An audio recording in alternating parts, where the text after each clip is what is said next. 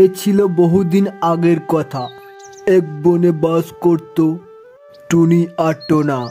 তবে টুনির মাথায় অনেক উকুন থাকায় টুনি যে সব রান্না করত তাতে উকুন খসে পড়ে যেত।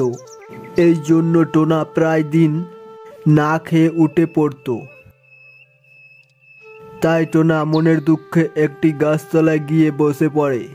আর তাকে এমনভাবে বসে থাকতে দেখে গাছের ওপর বসে থাকা এক বাঁদর বলে ওঠে, টুনি বন্ধু, তোমার কি হয়েছে? তোমাকে এত চিন্তিত দেখাচ্ছে কেন? তখন টোনা বলে, কি আর হবে বাঁদর ভাই, খিদের জ্বালায় যে আমার পেট জ্বলে যাচ্ছে। তখন বাঁদর বলে, আমাকে পুরো ঘটনাটা খুলে বলো। যদি আমি সবটা শুনে তোমার কিছু বুদ্ধি দিতে পারি।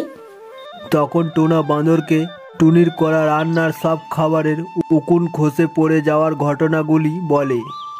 আর সব শুনে বাঁদর হেসে বলে, ও এই ব্যাপার, তাতে অত চিন্তা করার কিছুই নেই।